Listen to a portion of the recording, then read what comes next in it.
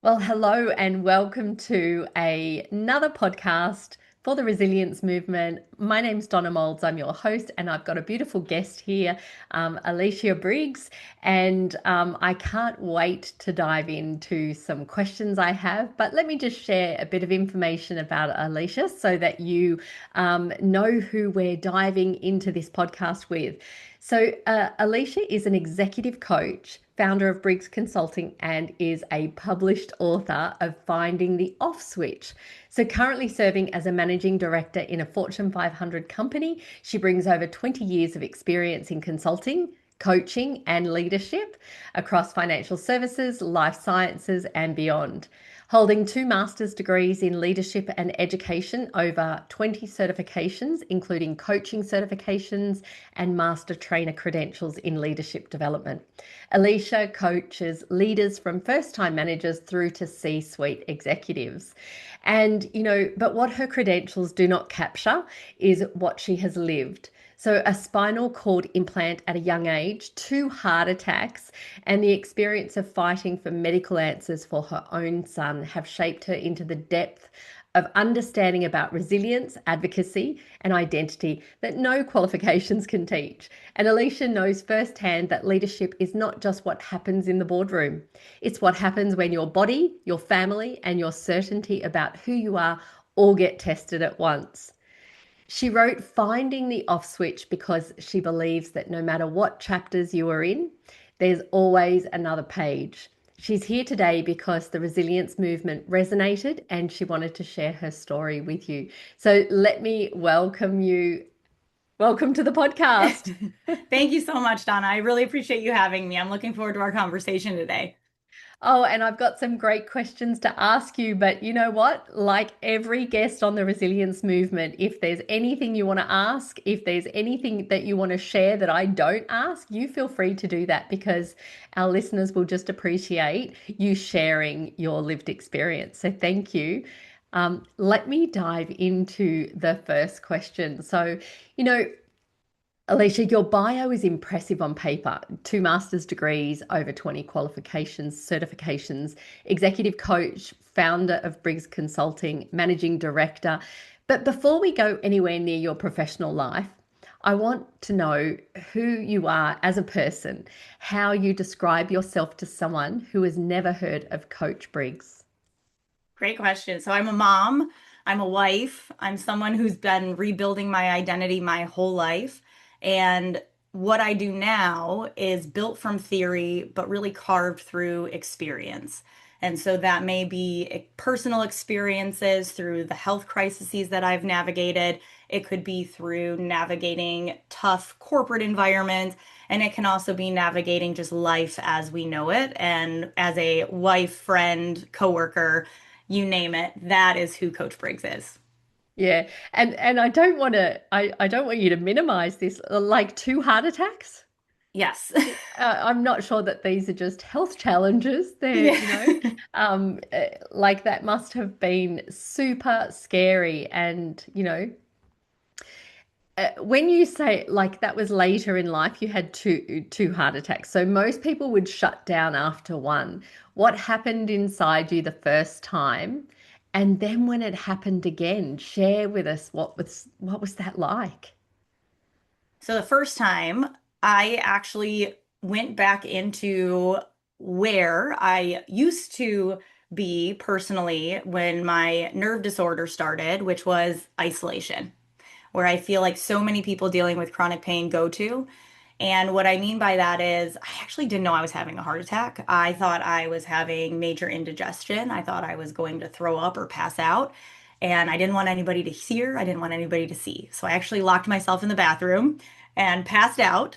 And I did not even tell anybody. I went to the gym the next morning and I couldn't really function. Like I was really just exhausted. I couldn't lift the weights I wanted to lift. I couldn't do the things I would normally do. And it was actually my trainer who finally, after the camp, was talking to me about it. And he was like, "What's going on?" And I told him, and he used to be a firefighter. And Donna, he looked at me and he goes, "You're an idiot. Like, go to the hospital right now." And I didn't know, I was like, what do you mean?" And when you ask like what happened inside of me, it was just this constant this can't be happening. So like this isn't real. So I Yeah. did not go to the hospital. I said, I'll go to urgent care. And so I went to urgent care and same thing. The doctor looked at me and said, "You're an idiot. Like what are you why are you here and not in the ER? I'm calling an ambulance." And even then, I said, "No, I don't want to take an ambulance. You can call my husband. He can pick me up," because they wouldn't let me drive myself anywhere. Yeah. Um, and so ultimately went to the hospital and found out that in fact I was having an active heart attack. And what happened after that, I spent a couple days in the hospital when they ran tests, and kind of the thread throughout my life was they had a hard time actually diagnosing what and why. And so they sent me home. And about a week later is when I had my second one. So it was very soon after. Wow. And what I will say that was different, because you asked what was different. The first Mm. one, I moved into my old self of, I can fix this. No one needs to know. My Push second through. one, push through. My second one was, I need help. I can't Right. do this alone. I now have kids to think about. I have a husband to think about. I need help and I need support. And so what changed from the first to the second was I called in reinforcements. I called my mother-in-law. She was here within the day and actively helping to take care of my kids so I could focus on what I needed to focus on. Mm. And that was me figuring out what was next. Wow. I mean, you hear of people having heart attacks, but you don't often hear of people having two heart attacks. So, you know, um, that's just incredible. And it must have been incredibly scary because I know for me as a mum, when something's happening, you are first thinking about your children and, oh my God, what Right. if something happens to me? Who's going to take care of them? And, so a lot of things go through our heads, but, unfortunately, we do kind of push on. So, when your body repeatedly puts you into some survival mode, like how does that change your relationship with yourself, with control, and with what you really think you're capable of? I think the what all of the different components have taught me is exactly what you just said. It's actually not about pushing through. I used to think that my body was the enemy, something to Mm, override, right? Something to beat, versus learning that my body's actually the messenger and it's sending me a message that I need to listen to. Now, that's not to say lay down and don't do anything, even though when I was actively having my heart attacks, there were many days where, because it went on for a while where I could only lay in bed, and doing something that day meant having conversations with my kids, reading a book with them, having them come lay next to me and actively having conversations was a lot. And what's interesting is it was mostly because of the amount of medication that I was on to right. ensure that I didn't have another one. When your body is in constant survival mode, I think one of the things that is the most important for anyone to remember, and myself, I tell myself this even now, is what is one thing I can do today that takes me one step forward? One thing that Mm. takes me one step forward for what matters to the people that matter in my life. Oh, I like that. For what matters to the people who matter in my life. Oh, that's beautiful. Yeah. But Wow. I think because so often we think, especially as women, I'll say as women, we want to be everything to everyone. Yep. And we're right. And and I think it's a very hard lesson, and something that I am Mm, actually very extremely proud of myself that I have learned even more recently, that when I think about my friends and the people I have in my ecosystem and around me, my neighbors are some of the most incredible people in this world. Just because I don't want to hang out with you after work on a Friday night, if everybody's getting together in the cul-de-sac and having a beer, it doesn't mean I don't love you, and it doesn't mean that I don't care for you if I don't have the energy because I had to be in my office all day, right? yeah. At work Yeah. or with my kids. There are some days where me showing up means I'm at your game, but I'm at your game and then I'm coming straight home because I need to go to bed because I can tell that a flare-up's coming, or I can tell my body's not okay. And Mm, so I think that that's where, when I say what matters for the people who matter in your life, is ensuring that they know that you care about them. It doesn't change how you feel about them, but this is a choice that you have to make for yourself. mm. And it's you say like as women we don't listen to these things because we soldier on and we push through and and so that's not something I know for me it's not something that came easily for me over the last 2 years. I've had to deal with nervous system dysregulation and things, and I've had to listen to those things and not push through because that just made it worse. Yes. So yeah, it is, but it's hard, isn't it, to It's really change hard. and It's shift. yeah, it's really hard. And I've been super blessed that I have worked with some incredible therapists throughout my life as well. When I had postpartum depression, one of the most critical takeaways that I still have to challenge myself on today is she asked me, "What do you not uniquely have to be involved in to still get something done?" And what that means to me is, especially during times where I am overwhelmed or I am dealing with something from a medical perspective, maybe I don't spend an hour at the grocery store because I place a grocery order.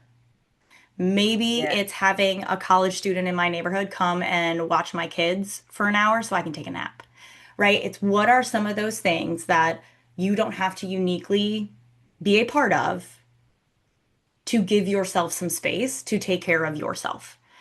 Mm. And I think that's such a critical question for us as women to think about because our automatic answer is, well, that's me. Like, I need to be the one that does it. Yep. Yep. And so, what would you say to listeners who are really starting to understand this and move into that place? And, where you say place a grocery order or arrange something so that you can take a nap and rest so that you are able to function in a better way. Everyone individually will find their own things that they could Yeah. possibly do. But when guilt comes in, because, I'm sure it did for you, it Mhm. does for me because I should be doing it. What do you say to yourself? What do you do to just let go of that guilt? There's always tomorrow. And I know that that sounds kind of probably like a throwaway answer, but to the guilt question, I used to think that to be a good mom, as an example, meant I had to actively be outside throwing a ball with my kids. Mm, I had to actively be playing a board game. I had to actively XYZ. And what I've just learned through the crises that I've been through is that what really matters to them is that I'm there for the moments that matter. And so when I say there's always tomorrow, maybe you can't do that thing today, but you could maybe do it tomorrow when you have more energy. Maybe it's even a month from now. yeah. One decision you make today doesn't mean that you can't do it another day. And so I think the guilt is, where is the guilt coming from? Is Mm, it because you have an expectation of yourself versus the expectation of what doing that would actually do again for someone or a commitment that you made? yeah, yeah. Beautiful. I love that. I love that. Thank you. So my next question. So when you're thinking about advocating for yourself and your children, you had to have a fight for yourself inside medical systems that are not always designed to listen. So what does self-advocacy actually look like when the stakes are high and you're the patient? The first and most important thing to me when it comes to advocacy in the medical community is, and especially I'm going back to as women, you don't owe anyone anything. What I mean by that is if you don't feel like you're getting the answers you need, if you don't feel like your questions are getting answered, even if you feel like they are, but you want a second opinion, that's Mm, okay. There is nothing wrong with getting a second opinion. yeah. So that is just number one, not necessarily about advocacy, other than that is you need to advocate for yourself to find another doctor. And I know every medical system is different depending on where you are in the world, but that is first and foremost. The second part is the hardest part about being a patient. You have the least amount of energy typically when you need the most clarity. When you are in a doctor's office, you are trying to react and respond to their questions last minute. You're trying to think of things on your feet most of the time. And that's when you need to have the most clarity. So I actually steal a framework that I use in corporate for as a patient. And so I think about it from this framework in four different parts. The first is Mhm. translate. Speak their language, not yours. We have the world of AI. So what does that mean? I don't mean speak doctor language, but what I do mean is translate. Think about what they're going to ask you. There is nothing wrong with you asking Claude, ChatGPT, whatever you use, and say, act as an orthopedic surgeon. What questions are they going to ask me? So that then you can prepare your answers to be specific, to be able to explain what you're feeling, what you're doing in that way, and write Mm. it down so you have it there. So you're not having to think about it in the moment. So, number one, translate, speak their language. Number two is be specific. Vague questions will get you vague answers. So, Mm. think about what questions do you want to ask? What questions does your spouse or partner have? What questions do your friends have? What questions do your family have? And again, with writing it down. The third is anticipate resistance. So if you know or you're thinking, because typically we know if we're going to ask our doctor, hey, I want to try this medication, they're going to have objectives. How are you going to handle that? Are you going to follow up with questions? Do you maybe have some different thoughts around it? How Mm. do you want to handle the objections that you think they might have? And then the last thing that I really like to think about from the framework is holding your ground on the right things. What are your non-negotiables? Are there certain medications you won't take? Are there certain treatments you refuse to do first? Mm. Thinking about those things ahead of time is going to prepare you to have the most clarity and to have the appointment and be able to advocate for yourself in that moment so you're not sitting there like a deer with the headlights. So translate, speak their language, make your ask specific, write down your questions, anticipate their resistance and how you want to respond, and hold your ground and know your non-negotiables. Yeah. That's really well said. And because, when we stop using our intuition, we sometimes let go of that, um, I guess, ability to ask questions. We just trust that somebody else knows what they're talking about. But if it doesn't feel right for you, you're right. You've got to ask those questions. You've got to challenge those things and go, yeah, but can you tell me more about this? And never be afraid to ask of the side effects. Never. Yes, yes. Yeah, and it's so interesting. So I even bring a little card for myself, so I'll say a little secret here. I actually have ChatGPT or Claude or whatever again, like make me little list of questions that I can ask in a response to something. Because to Mhm. your point, like if they ask me, do you want to take this medication? I want to ask, well, can I hallucinate? What are the different things that can happen? What are my other options? Is this the first option? Is there a second option? Right? Being able to have some of those questions ready to ask and knowing that you can just kind of reinforces you to be able to do that in that moment Mm. where we're oftentimes trained to just say, okay, and walk out. Yeah, and I think that's been that, historically we have done that because we've just trusted. But there are so many things that can happen, and everybody reacts differently to different things. And we won't dive into the deep, dark depth hole of menopause, but every woman is reacting differently to different things. So, um, Absolutely. then you had to move into advocating for your son. There's a different kind of fear that comes with advocating for your children, when you are the one that has to be strong. So when you started advocating for your son, what was that like? I think I'd actually go back to being honest and saying I actually wasn't advocating for him initially. Right. Tell me And more that about that. was, yeah, that was a slap in the face because I didn't realize I was not doing that. And the reason why is because of my history and all of my medical situations and crises that we talked about. I was so looking for my son to have a simple answer. And not that asthma is a simple answer, but I was so looking for asthma to just be the answer and medication to treat him that Mm. he was constantly sick. And when I say constantly sick, we were in the ER pretty much every single month with him because he couldn't breathe and he was having a lot of breathing issues. And it was about a year into it when my dad actually called me. And Mm. I will never forget that phone call because he called me and he said, Alicia, at what point are you going to advocate for your child in the way we advocated for you? Because he can't speak for himself. Wow.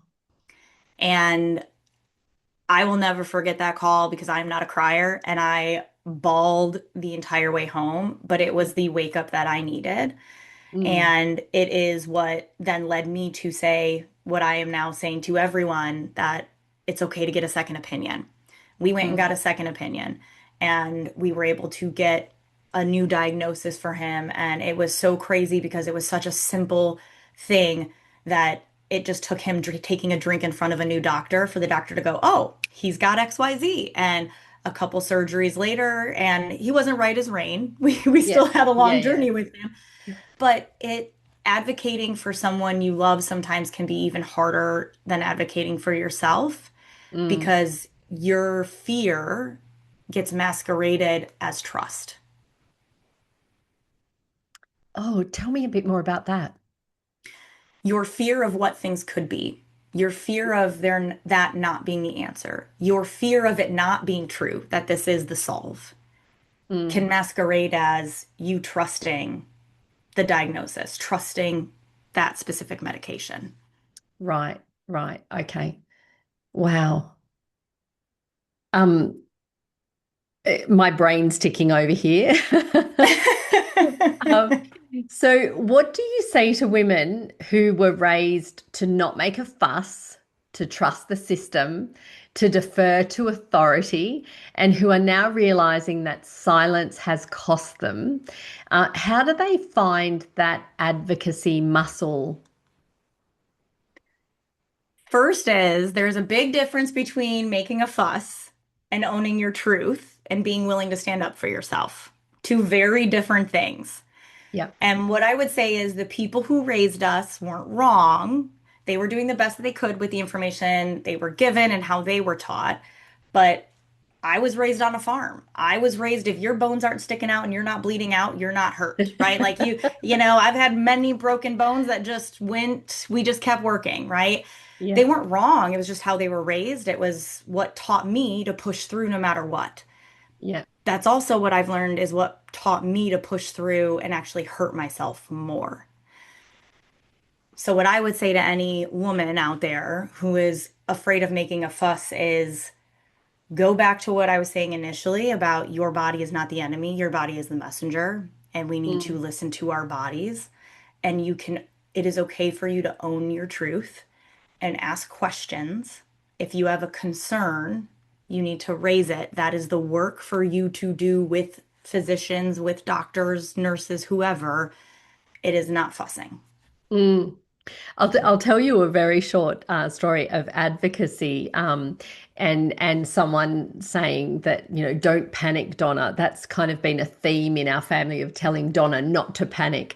And I'm not a panicker, but my intuition tells me when something's wrong, and I want to investigate it more. And it was my father had been in hospital. And we couldn't get hold of my younger brother, who is only 5 years younger than me, and I'm like, something's not right. Like, we can't get him on the phone. And she's like, he's lost his phone, blah, blah, blah. So, and I said, something's not right. And my mum's like, don't panic, Donna.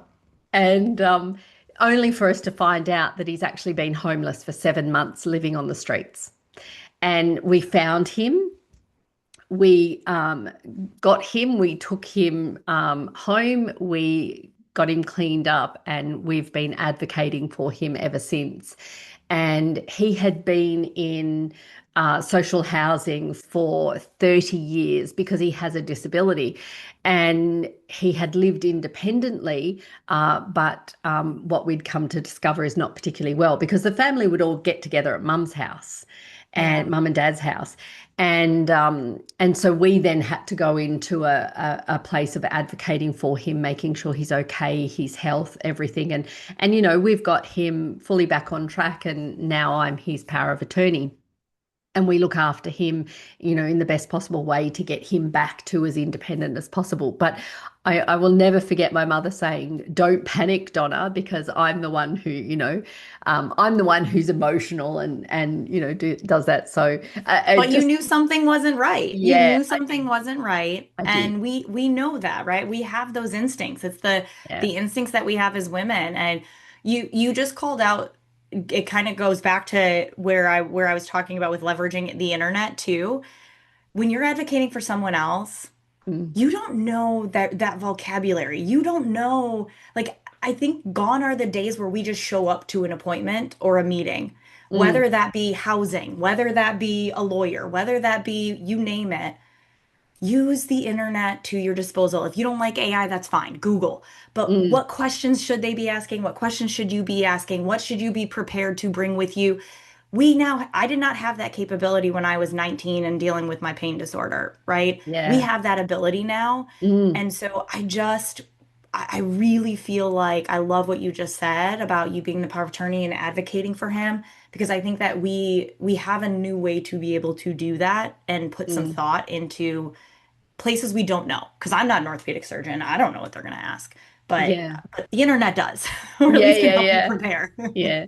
Well, and I think you want to be empowered to be able to ask better questions. We have Right. so much information at our fingertips, and, you can get overwhelmed with it, but you can also, hone it into, I have to say, I used AI to do a lot of research about how could they possibly evict him after being in housing for 30 Yes, years, and how could exactly. they give him documents that he can't read. And like I was furious and really had to keep myself in check Yeah. to not become, emotional, but to advocate for him in a way that people had to answer. People had to respond. Yes. Well, what did you do? How did you explain it to him? How did you offer him support? Because he was too embarrassed to ask the family what was, Right. with what was happening. Um, and we've come to a different place now, and he asked lots more questions. So, but But yeah, thank you for sharing that, because that's a perfect example. It's not just medical, right? It's in our daily lives and how we're don't. helping people. There are so many opportunities for us to leverage it differently than just the way that I think mainstream people think about it. So thank you so much for sharing that. I love that. Yeah, yeah, thank you. So I want to talk a little bit now about identity and how it shifts. And, identity is a central pillar of the work. I also do with rebuilding after major life chapters, when you have a lot of change in your life and becoming more resilient and who am I now? So from experience, personally as a coach for you, what actually happens to identity when your life is disrupted by something that you didn't choose? It gets completely stripped away. For me personally, I can speak for myself. Yeah. I I think there's an immediate reaction of, like, my life is over. Like, what did I work so hard for? This is like, what am I going to do now? There's a little bit Mm, of that moment. And it's happened to me multiple times, as you mentioned, right? I was the athlete, I was the nurse, I was the, whatever, and it was taken from me because of different medical things. And so I think we always have that moment, and it's okay to have that moment. I think you need to have that moment. I mm, think that the truth is what happens in that gap of realizing things have changed and doing the work to figure out now what is next and what mm. I want to rebuild into. Yeah. And sometimes, would you agree that sometimes it's hard to do that yourself? It's hard to actually go through that process yourself because, like, where do I start? This is what I know, and life is no longer as I know it. Um, and how do I do the work, or what work do I do? Like, do you find that people you coach with ask those questions? And of course, they come to you because they may be stuck or they may need that help. Can you expand on that a little bit?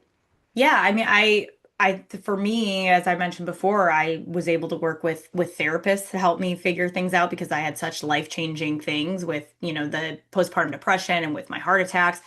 But when we think about a lot of the clients that I work with, they're asking me, a lot of questions around, and it doesn't even have to be something that completely took away their identity, but Mm. more so just asking, who do I want to be next? Like, what do I want to do next? Who am I now? They, a lot of times it's because they pick their head up from working so hard to get to a certain level or to a certain thing in their life. And now they're going, wait a second, like what's happening around me? And so the way that I really like to think about it is, there's different frameworks where I ask them to think about what they value, not what they want, but what they value. And so and actually physically writing down a list, whether it's around career, family, health, right? I have a whole list of things that I have them work through. And then I ask them to stack rank it. What is the priority that they care about and that they value? And then the most eye-opening thing for people that I work with is then I challenge them to say, look at your calendar for the next 3 months.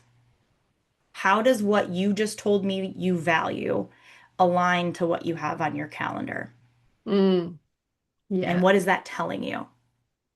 Right. Yeah. And then I think that gives us somewhere, a place to start, to now think about if these are the things that you value, how do we start to figure out how to work those in a Mm. way? I'm not asking you to completely turn your life around, but that moves us a step closer where you're able to make those decisions for yourself.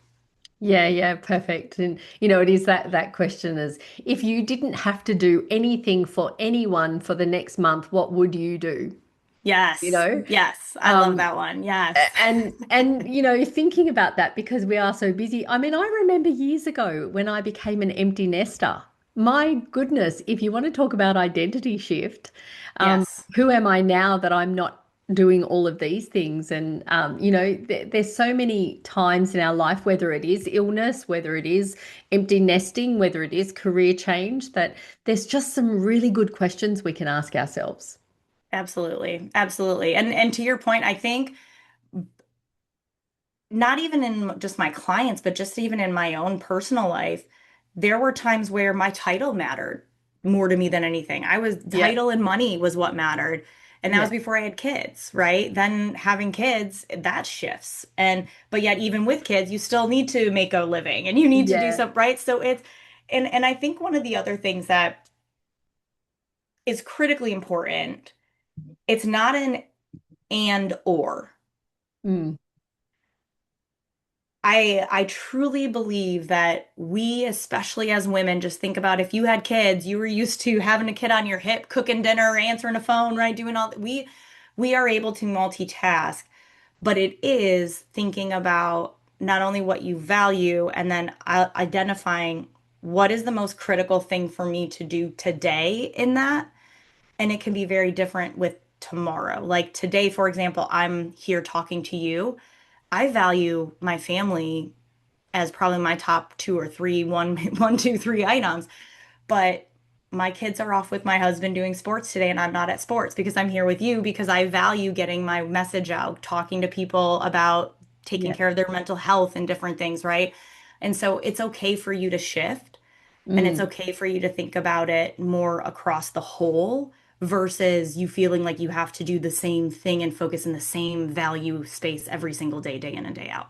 Yeah, yeah, that's beautifully said. So, well, Thank you. you've worn a lot of hats: patient, mother, advocate, executive, founder, coach, now author. How do you hold all of those without losing the thread of who is actually underneath all of those hats? I think it's a lot of what I just shared a little bit of understanding that you don't have to be every one of those, like you don't have to wear every single hat every Yeah. single day and all throughout the day, right? There are some times where I want to be doing more executive coaching and I have to wear my corporate hat, Mm. right? There's sometimes where, like I just shared with you, that I'm going to be here doing this versus at my kids' sports. And so I think the most important thing, again, is just more so for you to not feel guilty and Yep. for you to be purposeful, right? I want to be purposeful and own the choices you make. Yep. Own the fact that I'm going to be in this space and this is the decision. I still travel a ton for work. And Mm. so when I'm traveling for work, I own that that is a decision, but I don't shy away from it with my kids. I talk to them about it. Say like I travel so we can take family vacations, and when I take family vacations, I turn off. I completely disconnect so I can be with you, right? So Yeah. I think it's really being very clear and owning the decisions that you make about the hat that you're going to wear in that moment. Yeah. And I think that's a really key point that you make too. Like you turn off when you are on holidays, you turn off in your present. And that's one of the things I remember someone saying that to me. And I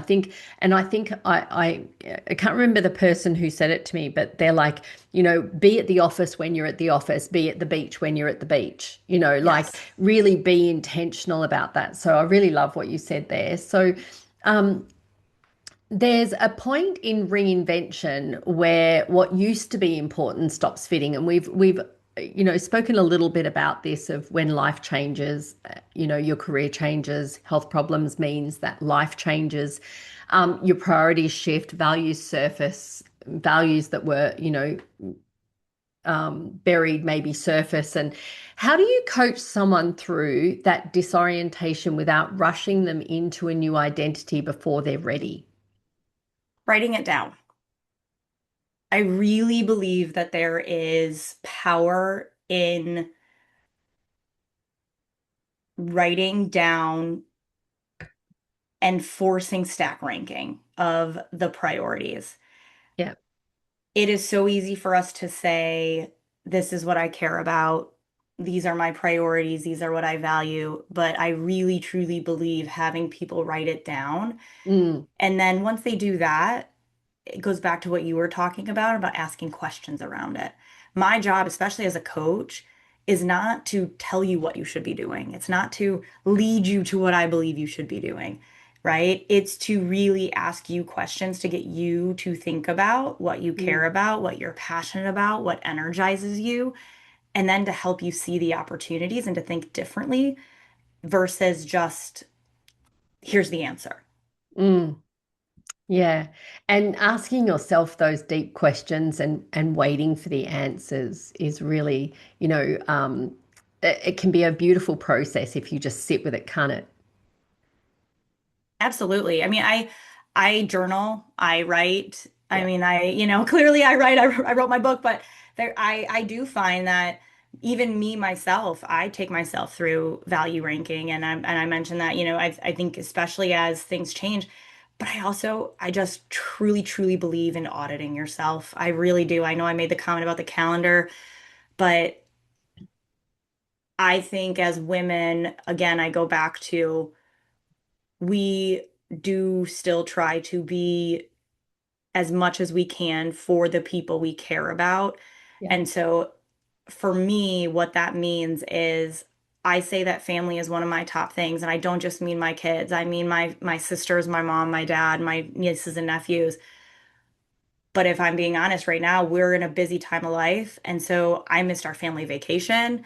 I haven't seen them. Normally, I see them 2 to 3 times a year. So I actually have it scheduled on my calendar once a quarter. I reevaluate my values and I say, did they show up?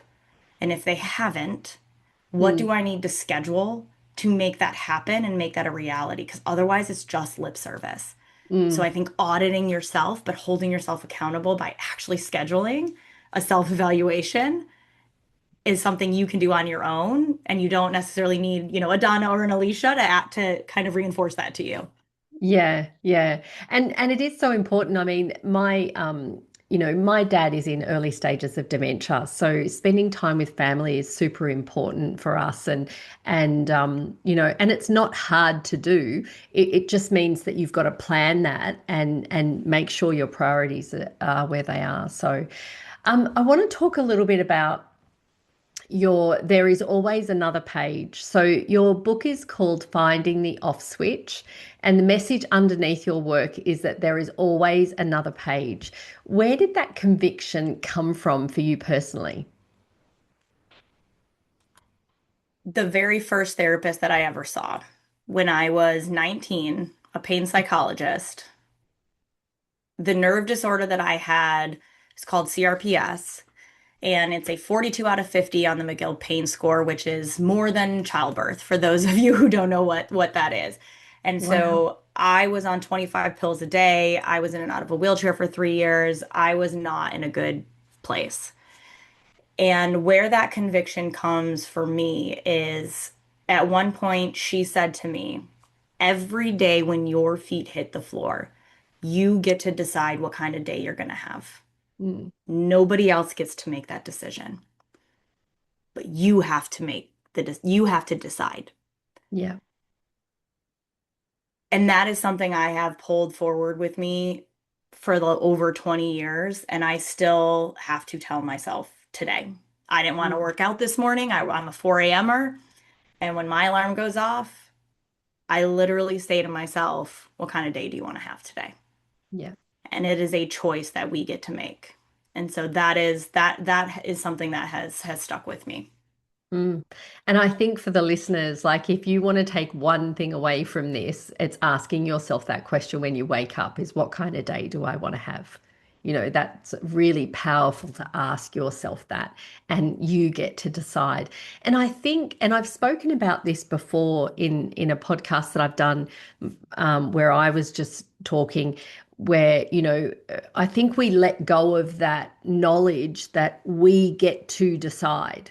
It's not that if you spill something, that's ruined your day. That's just a moment. It's Yes. not that if someone cut you off in traffic, that means you have a bad day. That, again, that is just a moment.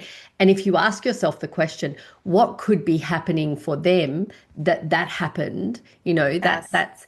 but asking yourself, yeah, what kind of day do I want to have? And knowing that you are in charge of that. That's just so powerful. Thank you. Yeah, and I think it's something that I try to instill in my kids as well, like Mm. even in the mornings. I was I'm going like, to ask that. oh yeah, yeah. I mean, there's many days where we're running around and it's chaos and people start yelling and hollering and I'm like, time out. I literally will tell my family, time out. We are not having this kind of day. Like we're not doing that. Everybody's like This is your reset. sporting background coming through. That is, that is time out. Like we're not, everybody pause, stop. We are not doing that. And I asked them, like, what kind of day do you want to have? And we Yeah. reset because to your like in it and it can happen throughout the day. But I think in the morning, especially, and especially for our kids too, it's like I don't want you going off to school being frazzled and being, you forgot something and you're crying because you forgot my kids are young. Like, Yeah. crying because you forgot something in your backpack. Like, no. That is not how I want my kids to learn how to go throughout their days and throughout their life. So we're gonna reset. We're gonna take a deep breath, and we're gonna say like whatever your mantra is for your day. And now let's go back into it, right? Like I think it's not about, motivation versus discipline. Yeah, yeah, yeah. I see myself in the future going, time out, Donna. I love that. I do. I love that. It does help though, because now they just know. When a mom raises up the timeout signal, they just both take a deep breath, and it's like, all right, we're gonna pause, get it Yeah. together. And my next question was, what does turning the page actually require of someone? Because I think people hear that as hope, but is that time out? Is that, what does it look like for people to turn the page? I think to me, turn the page is what the hope comes after the decision, but it's not what enables it. It's really thinking about the what if. So thinking about, to me, turning the page means sticking around for tomorrow, if we're being totally honest. Yeah. And it meant, what if there is a new diagnosis? What if there is a new medication? What if the doctor has a new option? What if? So if you are going through something today, and Don, I know it's in my book, but a big reason that I wrote this is the nerve disorder that I have. There's a 70% suicide ideation rate with it. Mm, And so while it's very raw for me, I wanted people to hear me when I say stick around for the what if. The yeah. medical field is changing so rapidly. And so then turning the other page requires you to make a decision, Mm, requires you to take a deep breath, think about what is the one thing you can do and turn it. You don't have to yeah. see what's on the next one. You just have to turn this one. Yeah. Yeah, which is a really beautiful reminder, of making that choice. And I mean, when you talked about the pain level, I mean, obviously, you've given birth, I've given birth. So when you talk about the pain level being higher than giving birth, someone who has given birth can resonate with that, right? And go imagine living with that day to day Right. would be almost impossible to Yeah, it was, fathom. yeah, Yeah. yeah. So thank you for sharing that. I think that's very important for the listeners to understand the context of that. Um, so for someone listening right now who feels stuck at the end of a chapter that maybe they didn't choose and cannot see the next page, what do you want that person to hear right now? You are not behind. You are not broken. You are in between versions of yourself. Mm, You don't have to see what's next for you to have the courage to stick around. You just have to be willing. yeah, Do the one thing. And yeah, it's the the one most thing. important work you'll ever do. Yeah, yeah. Thank you. And so I have a question from myself, which is if resilience wasn't something you had to fight for anymore, if it was just who you were now, what would that let you finally put down? The fear of what's next. So for me, there's always been something next. Yeah, When I had my nerve disorder, then I had my heart attacks, then I had mono, then I had. yeah, Most recently, it's been my immune disorder, right? There has always been the next. But I think that that also is to your whole why I wanted to come on your show about resilience. Resilience isn't about a destination. mm, It's about every single day. yeah, And so I think what it would allow me to put down is not to be fearful of what's next and live in today. mm. Being present and yeah. I feel like, and some people might think it's a bit wishy-washy sometimes, but I feel like there is always something to be grateful for. And, I mean, today I'm so extremely grateful for this conversation. Me too. But sometimes it can be as simple as being grateful for the hot shower that you can have, or Yeah, the cup of tea that you can enjoy, or, being able to pick up the phone and speaking to someone, or, there's just little things that we don't have to have these big audacious things that we have to be yeah. grateful for. It can just be the little things that bring you that simple shift. I could not agree more. And it's so interesting. I was thinking about this yesterday. I do believe that things happen for a reason. And I do believe I went through what I went through when I was young to be able to go. I actually went and worked for the organization that I was implanted for my spinal cord stimulator because I was able to then impact so many patients' lives who were implanted by us and or where I was able to train reps who were then working with patients. And I do believe that that also is then what led me to go get more degrees and what led me to go do the type of work that I was going to do. And I feel like, to your point, when I think back and look back, I forget how excited I was to just be able to sleep, to Yeah. just be able to sit and eat dinner, and how amazing I have it now that I can do those things. Mm. And I can go walk for a walk. I went for a walk this morning, right? Like to your point, there are so many incredible things that we are able to do. And even when I had my heart attacks and I couldn't get out of bed, the fact that I still was able to connect and have conversations with my kids and ask Yeah. them questions, that was my gratitude. So Mm. I could not agree more with you that it can be the little things. It doesn't have to be the big things that we can hold on to every single day to have that page turn. Yeah. Yeah. Beautiful. And so I'm so grateful. Lastly, if people want to find your book, connect with you, can you share how we do that? Yes, coachbriggs.com. So it's Coach Briggs, 2Gs.com is where you can find my book. You can connect with me. That's where you're able to find the work that I do. And I just thank you so much, Donna. This has been amazing. I love your show. I am so grateful for having you on, for you having me on. I think you're naming so many of the things that people are so afraid to name and to say out loud.